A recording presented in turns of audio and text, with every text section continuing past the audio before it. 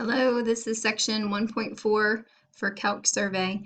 And today we're going to be talking about, we're going to actually start to get into some terminology, the business terminology. And these are actually really important concepts that we're going to use all throughout the year. So it's important that you start to, when you see a certain phrase, you know what that means. And it's different than what you've done in all your algebra classes. So, but you'll get used to it really fast, I promise. All right, so cost function, that's not any different. Gives the total cost of producing a quantity. Usually if it's linear, you have a fixed cost, and then you've got your cost, your cost per unit. And then your revenue function. So here's actually the formula. Revenue is price times quantity. So that's one thing. When you hear revenue, you need to immediately think price times quantity. That's just what should pop in your brain. And then profit is revenue minus cost, which that should hopefully make logical sense. You're going to take the amount of money you're bringing in, subtract what you paid to produce the product. Now, something to point out, you'll notice pi right here. You might say, what on earth is that? Well, that's the variable we're going to use to represent profit. So, and again, you will get used to that. So I know that was a little different, but profit is revenue minus cost. That's what immediately pops in my brain when I hear revenue, price times quantity, profit, revenue minus cost. So that needs to, and with practice, you'll get there. Okay, now marginal cost, marginal revenue, marginal profit, that's what these terms are, all represent the rate of change. If it's linear, it will be the slope, but these functions aren't always going to be linear. But for our purposes right now, while we're working with linear functions, they'll represent slope. But we're going to eventually turn these into what's called derivatives. And if you have any exposure to calculus, it'll be fun to make that connection. But that's going to be a really important concept in the future. But for now, just means slope if it's a linear equation. And then we're going to touch a little on the supply and demand curve today.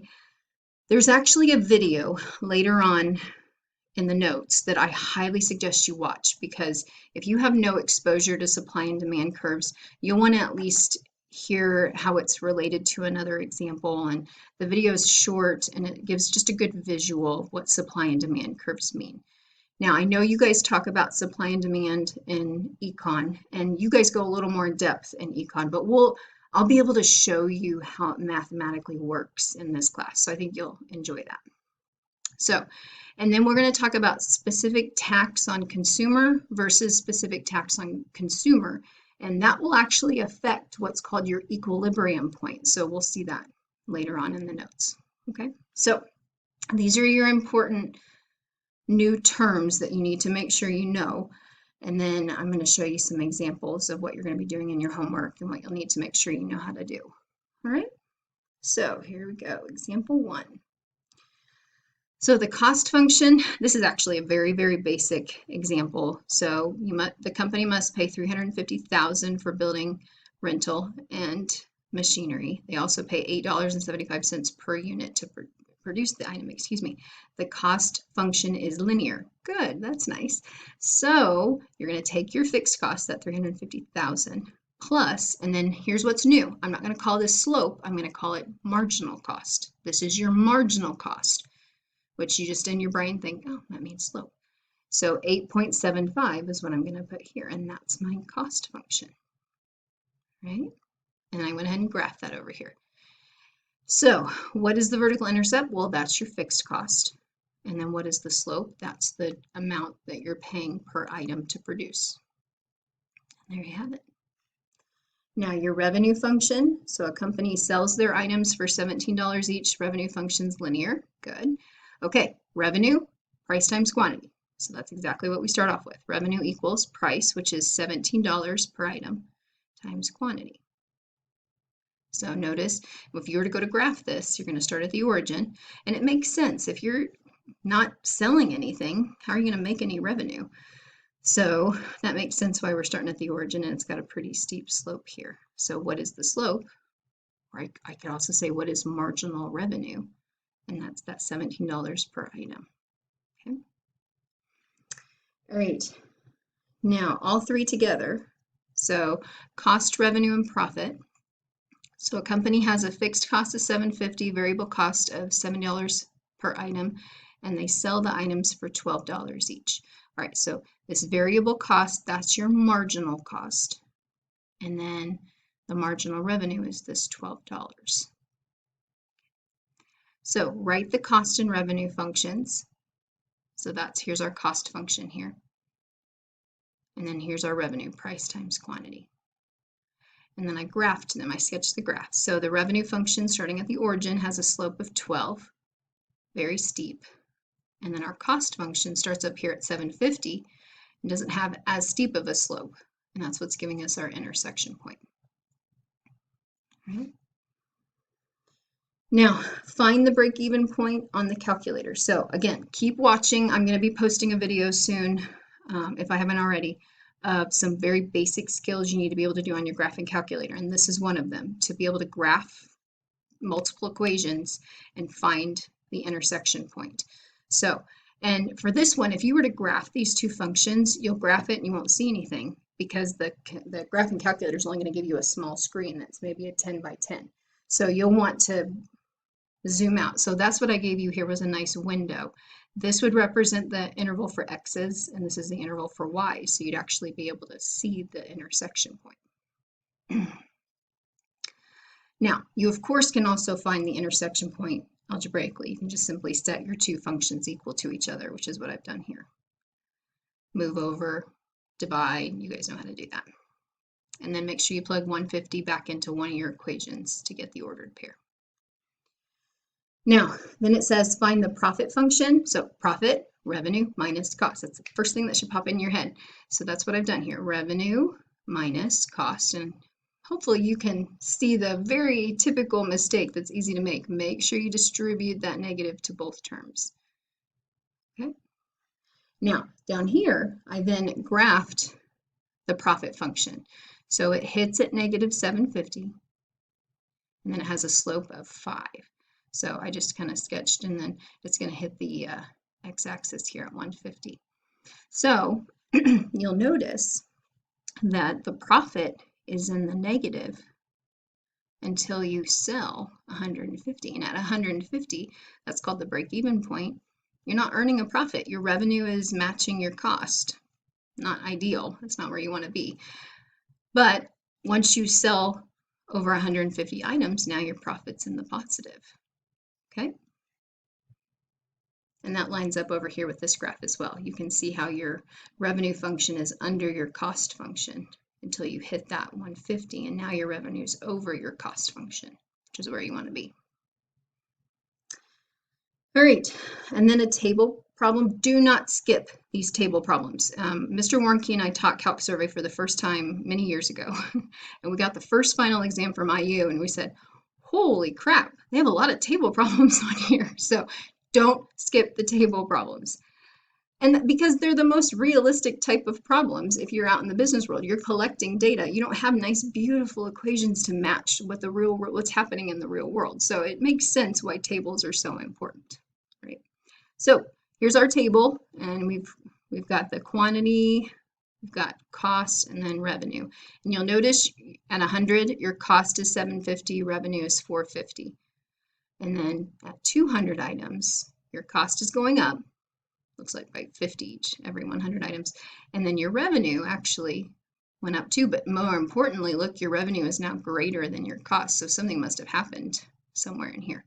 So use the table to estimate the break-even point. So somewhere between 100 and 200, it's looking like closer to 200, we hit a break-even point. So I made a very random, somewhat random, educated guess here.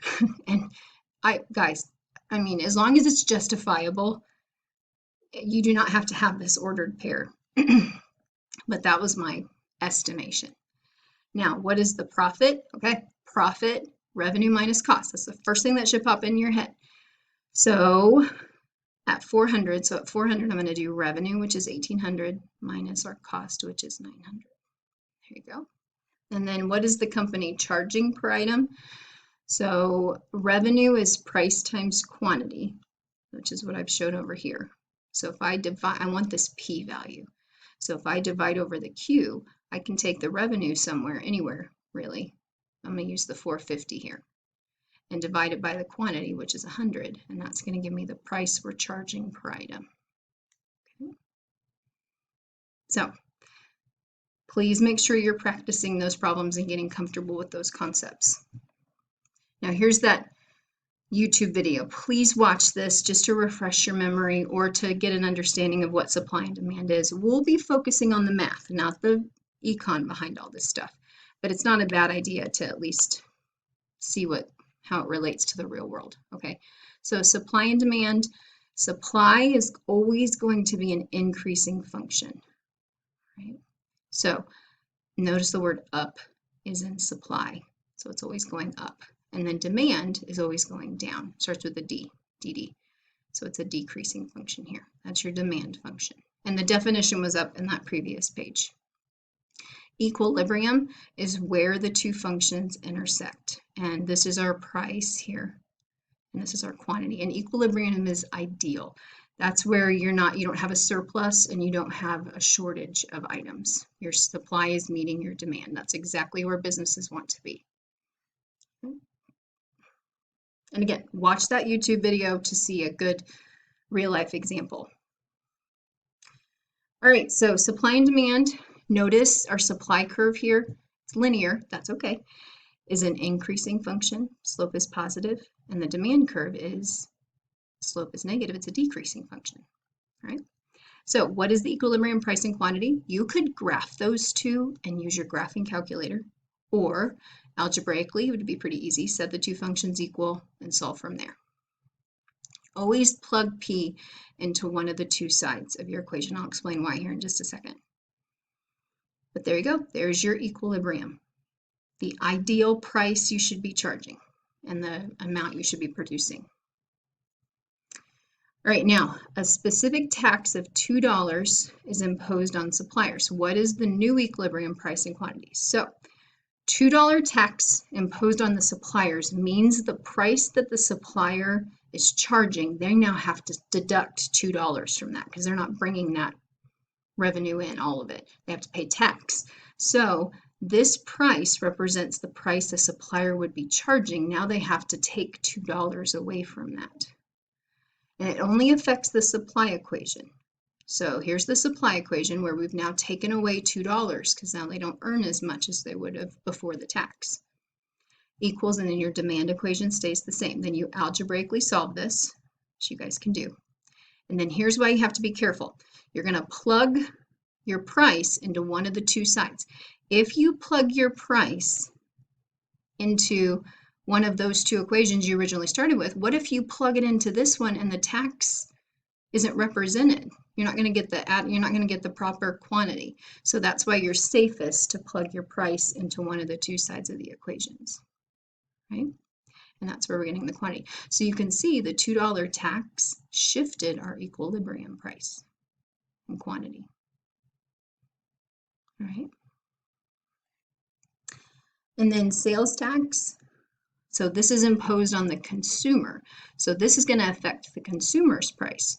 So you're still setting the two equal to each other. Supply does not get affected on this one, equals. So your demand equation, since it's a percentage, when you go into a store and you see, oh, that shirt that I want is $25, you know that's not how much you're paying when you go to check out. You have to multiply by 1.07. And that's exactly what we're doing here. We're going to have to take the price the consumer's paying and multiply it by 1.015 because the price went up because of the tax. I wish our sales tax was 1.5. That'd be nice. So calculate that. You can use your graphing calculator or use your algebra skills, either way. You get your new price, and then again, plug it into one of the two sides of your equation you use. Do not go back and just freely plug it into the two you started with, because you might not use the proper equations. So plug it into one of the two sides, and you get your new quantity.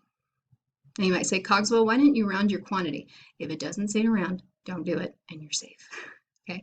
Rounding up or rounding down can get a little complicated in this course. So if it doesn't say round, you could leave 2 decimal places and all is fine. Okay, that's my advice. All right, well, please email me if you have any questions. I'm sure I will be posting some more videos, or at least another video on a couple of these examples at the end. So, but do your homework and email me if you have any questions.